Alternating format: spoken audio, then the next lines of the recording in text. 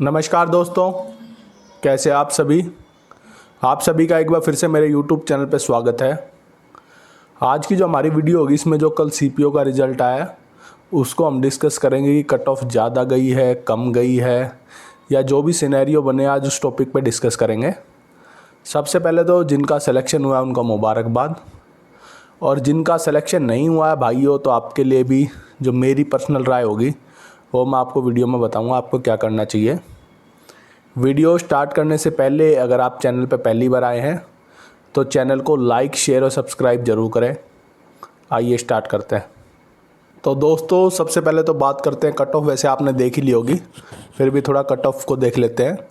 Delhi police में जो male candidate की वो 353 के आसपास गई है, तो इसमें कोई ज़्यादा बड़ा डिफरेंस नहीं है। मैंने जो बताई थी 350 के आसपास ही बताई थी, प्लस ही कहने को कहा था आपको। और उसी तरह ओबीसी डब्ल्यूएस में भी 340-45 की रेंज बताई, तो 45 के आसपास गई है। एसटी कैटेगरी में भी जो मैंने बताई थी 310 के आसपास उतनी गई है, लेकिन एससी कैटेगरी में कुछ ज़्यादा गई है 330 के आसपास। तो इन कैटेगरी में वेरिएशन आ जाता है। तो दिल्ली पुलिस की जो कट ऑफ है वो जो एक्सपेक्टेड लाइन्स थी उसी पे गई है। सीआईएसएफ की भी जो कट ऑफ है, जो एक्सपेक्टेड लाइन है जितनी बताई थी कि जनरल की 325 के आसपास, ओबीसी वगैरह 315 से 20 की रेंज, तो लगभग वही आसपास गई है। जो सबसे ज़्यादा शॉकिंग मुझे लगा ओबीसी, ईडब्ल्यूएस, एससी और एसटी की जो सीआरपी या फाइनल कट ऑफ गई है, उस चीज़ पे सबसे ज़्यादा मुझे वो लगा कि कुछ ज़्यादा चली गई है। क्योंकि अगर बच्चे ढंग से प्रेफरेंस भरते, अब जैसे रिजल्ट बेशक से आ गया हो, इनमें से भी कुछ बच्चे ज्वाइन नहीं करेंगे, तो वो जो सीटें वेस्टेज हुई है उसका ज़्यादा दुख होता है। बाकी जो टॉप पे जो वैकेंसी हैं उनके खास फ़र्क नहीं पड़ता, क्योंकि उनकी इतनी जानी थी। अब बात करते हैं ये कट ऑफ इतनी ज़्यादा जा कैसे रही है। देखो भाई, पहले ही बताया था दिल्ली पुलिस की लिमिटेड वैकेंसी है, और साथ में जो एनसीसी का इफ़ेक्ट है वो कम नहीं है। क्योंकि 20 नंबर, 12 नंबर, 8 नंबर कितने भी मिल रहे हों, ये बहुत ज़्यादा नंबर हो जाते हैं एक स्टेज के बाद। एक एक नंबर जहाँ बढ़ाना मुश्किल होता है, वहाँ आपको अगर फ्री में 20 नंबर मिल रहे हैं तो उसका कोई मुकाबला नहीं है।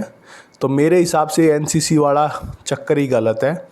इतनी एडवांटेज अगर आप किसी एग्ज़ाम में किसी को दे दोगे तो बाकियों के लिए फिर वो अपॉर्चुनिटी लेवल प्लेइंग फील्ड नहीं रहती। तो मेरा तो ये मानना है जो 353 वगैरह जा रही है सब एनसीसी की देन है। क्योंकि आप खुद ही सोच के चलो, अगर आपके प्री में 170, मेंस में 180, यानी दोनों जगह परफेक्ट सिनेरियो, उसके बाद आपका फिजिकल भी बिल्कुल ओके होना चाहिए, उसके बाद आपका मेडिकल भी बढ़िया होना चाहिए, यानी सारी चीज़ ब्रह्मांड में आपकी परफेक्ट होंगी, जब जाके 350 क्रॉस होती है। तो इसमें एनसीसी का काफ़ी रोल है। अब बात करते हैं सीआरपीएफ वगैरह की क्यों हाई चलेगी। तो भाई देखो, कंपटीशन तो बढ़ रहा है, इसमें कोई दो राय नहीं है। क्योंकि बच्चों ने देख लिया सीजीएल में उनका हो नहीं रहा। सीजीएल में तो यही नहीं पता हो किसका रहा है, क्योंकि जो भी पुराने मिलते हैं, कईयों से बातचीत होती है, वो आज भी लाइब्रेरी में हैं। अब वो शिफ्ट कर चुके हैं, कोई स्टेट पुलिस दे रहा है, कोई सीईटी दे रहा है हरियाणा का, लेकिन वो सीजीएल से शिफ्ट कर चुके हैं। तो मुझे तो यही समझ में नहीं आ रहा फिर सीजीएल में हो किसका रहा है। तो हमें इन चीज़ों पर ध्यान ना दे के मेन बात इस पर फोकस करना। अब जैसे कुछ बच्चे होंगे जो बिल्कुल लाइन पे रह गए हों, तो मैं उन्हीं के लिए बताना चाहता हूँ भाई, ज़्यादा अब निराश होने से कोई फ़ायदा भी नहीं है।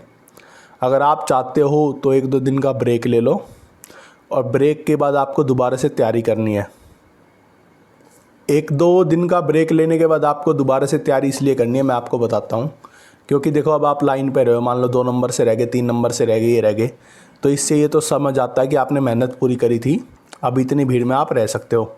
लेकिन अभी आप जिस फ्लो में, और अगर आप अपनी कंटिन्यूटी बनाए रखोगे, तो अभी बहुत सारे एग्ज़ाम हैं। दिल्ली पुलिस के 4-5 वैकेंसी आ रखी हैं।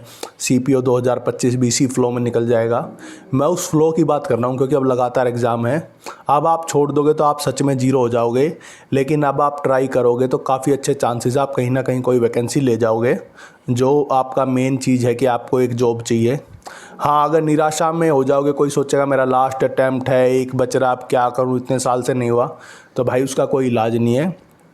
अगर आपका 2025 में भी नहीं होता है तो आपकी जगह मैं खुद ही कह दूंगा कि आप तैयारी मत करना। और अगर इतनी वैकेंसी नहीं आती और आपका लास्ट अटैम्प्ट होता, 2-3 साल से आप तैयारी कर रहे हो, तब भी मैं नहीं कहता कि आपको तैयारी करनी चाहिए। लेकिन जितनी वैकेंसी अभी आ रखी है रिसेंट में, तो उसको देख कर मुझे ऐसा लगता है कि आपको अपने आप को एक मौका देना चाहिए, क्योंकि आप उस लेवल पे पहुंच चुके हैं। देखो, अपने इंडिया में तो उसी को देखा जाएगा जो रिज़ल्ट ओरिएंटेड है। इसमें कोई दो राय नहीं है। आप आधे नंबर से रहे हो, 0.2 से रहे हो, आपकी मेहनत कोई नहीं देखेगा, चाहे आपके घर वाले भी हो गए। एक तो ये रिज़ल्ट ही ऐसे दिन आता है, होली, दिवाली, कोई ऐसा त्यौहार।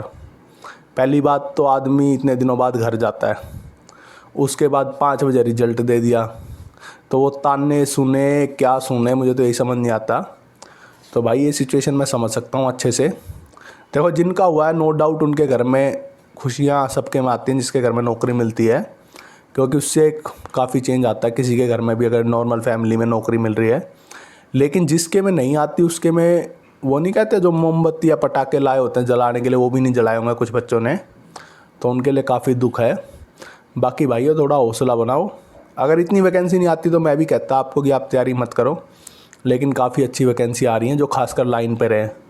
देखो दुख उसे ही होता है जो 1, 2 या 3 नंबर से रहा होगा।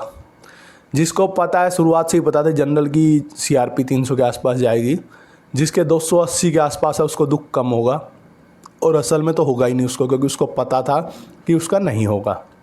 दुख उसका है जिसके 295 पे रह गया, 7 पे रह गया, या CRPF के लिए 302 पे रह गया। तो दुख इन बच्चों को ज़्यादा है। बाकी जिनको स्टार्टिंग में, आप मान लो कोई प्री में ही फेल हुआ होगा, उसका दुख प्री पे ही सिमट गया। मेंस में जो रह गया होगा, मान लो फिजिकल में रह गया, उसका दुख फिजिकल वाले दिन सिमट गया। लेकिन अब ये जो लास्ट का दुख होता है ना, कि सारी स्टेज पार करके अब आप बाहर हो रहे हो, इसका कोई भी आसपास नहीं है, ना कोई अंदाज़ा लगा सकता है, मैं भी नहीं लगा सकता, ना आपके घर के। तो अपने आप को थोड़ा मोटिवेट करो, और 1-2 दिन का तो थोड़ा रेस्ट लो, क्योंकि इतना आसान नहीं होता दोबारा से उसी फोकस पे आना। लेकिन कोशिश करो, अपनी मेहनत कंटिन्यू रखो, और उम्मीद करते हैं 2025 में आपको एक जॉब मिलेगी। तो भाइयों आज की वीडियो में इतना ही, अब ज़्यादा कहने का मन भी नहीं है। धन्यवाद, जय हिंद।